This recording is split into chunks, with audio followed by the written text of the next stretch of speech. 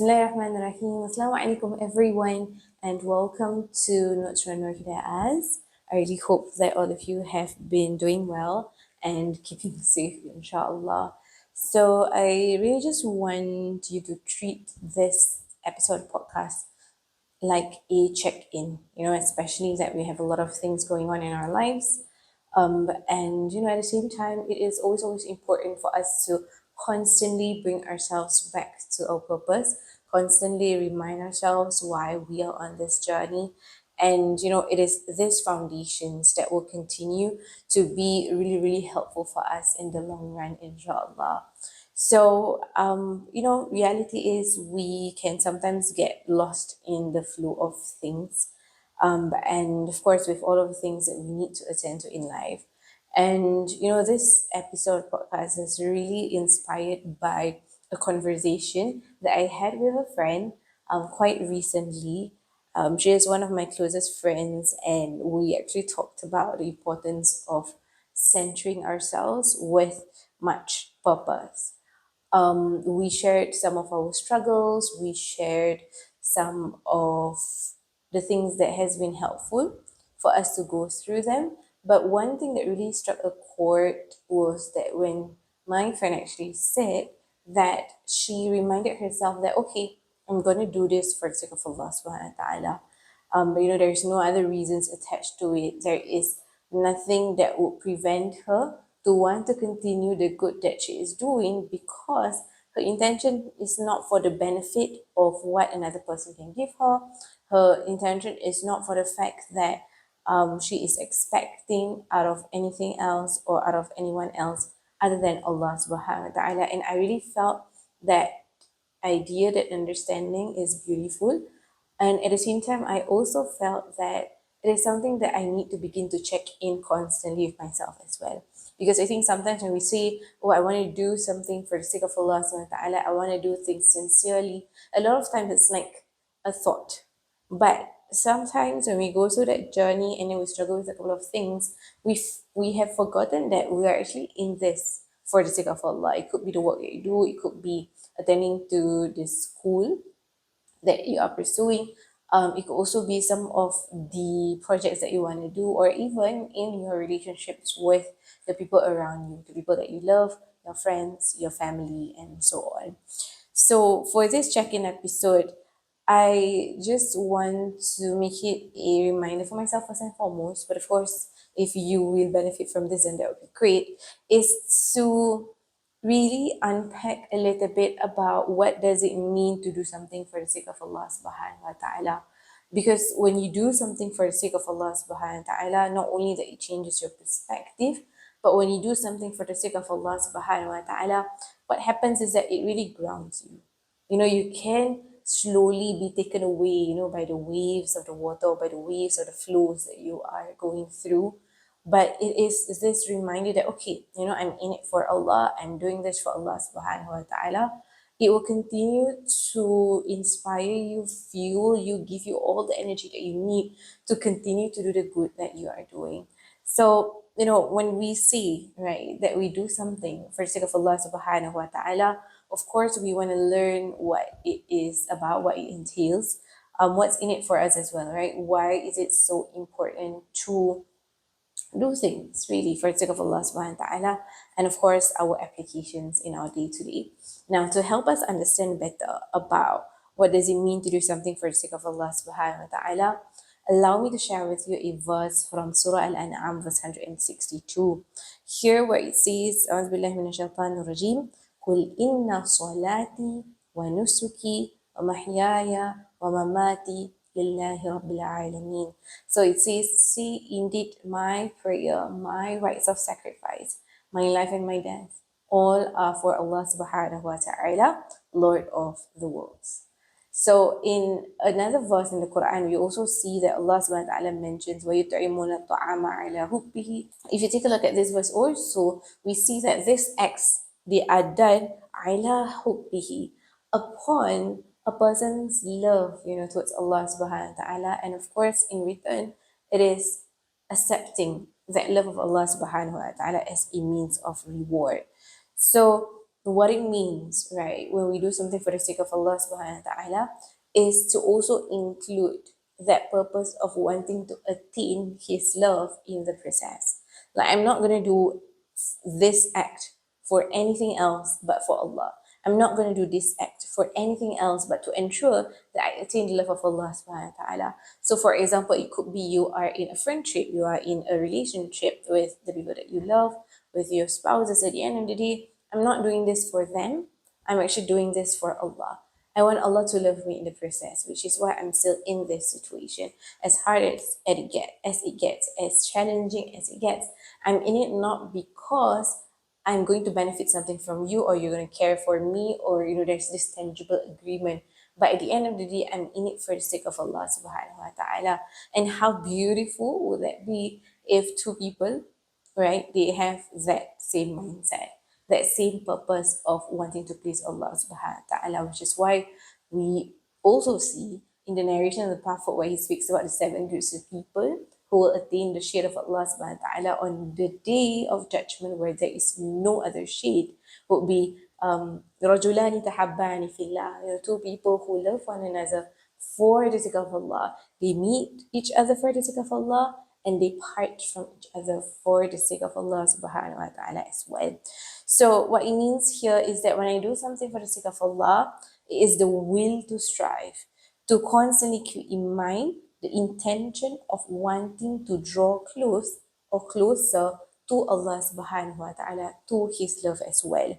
And here we find that Ibn Taymiyyah, who is one of our great scholars in Islam, he also said that he should not do permissible deeds except that which will help him to obey and to worship Allah. And his intention in doing these permissible deeds should be to gain energy to obey and worship Allah subhanahu wa ta'ala. So here we see that Ibn Taymiyyah tells us that in our pursuit, right, to do something for the sake of Allah, to do everything for the sake of Allah subhanahu wa ta'ala, at the end of the day, I need to ensure that my intention in doing this is to allow me to obey Him and to worship Him. And if there are certain routes that I need to take, if there are certain things that I need to do to help me get there, then that is something that I want to do as well. So here, if we take a look at this concept and in application, right, to our daily life, it is to realize that I intend all of my life and all of my deeds for the sake of Allah subhanahu wa ta'ala through two means. Okay, so the first one being adhering to Islamic teachings in our deeds, so that we do not fail to do any obligatory duty, and that we need not or should not commit, right, to any infractions. And at the same time, we need to also note, right, that in our heart we can connect this action to a reward that is going to be given by Allah subhanahu wa ta'ala. And of course, part of that greatest gift is to have that intention that when I do this, yes, I can be doing it out of 10 benefits that Google tells me. But at the end of the day, it's realizing that I want to do this because it can help me to come close to Allah. I want Allah to acknowledge my efforts. I want Allah to see how sincere I am in this friendship. I want Allah subhanahu wa ta'ala to be the only one to repay me in a way that people can never be able to repay in the same way. So this is what we can actually, extract from the guidance of Ibn Taymiyyah in our conversation today. I don't know about you, but maybe you have heard, some people or some notions saying, oh, I love you for the sake of Allah. I love you for the sake of Allah. I love you lillahi ta'ala. What does that really mean? So we begin with an understanding about what does it mean to do things for the sake of Allah. And I want you to implement that concept into loving each other for the sake of Allah subhanahu wa ta'ala, and even articulating that, because this actually stems from the sunnah of the Prophet sallallahu alaihi wasallam. Beautifully, the Prophet sallallahu alaihi wasallam will always find means to let the other person know that Rasulullah sallallahu alaihi wasallam loves him, be it in his actions or be it in his words. And there were times where companions would come up to the Prophet sallallahu alaihi wasallam telling him that, oh, Ya Rasulullah, I love so and so. And the Prophet would ask them, had you told them that you love them? And that was why they said no, right? Because it wasn't in their nature. And then Rasulullah sallallahu alaihi wasallam directed the companion to go to these people and say that you love them. So if we take a look at this framework, right, of loving one another for the sake of Allah subhanahu wa ta'ala, it also means that yes, in any relationship, in anything that you pursue, there will always be gains, right? There will always be benefits that you can reap out of a situation. It could be a worldly gain, a spiritual gain, an emotional gain, and many aspects of that, right? But to love for the sake of Allah subhanahu wa ta'ala is that if there comes a time in this friendship, in whatever that we are pursuing, if there ever comes a time that there is no other reason to love you, there is no other reason to pursue this, I will still love you for the sake of Allah subhanahu wa ta'ala.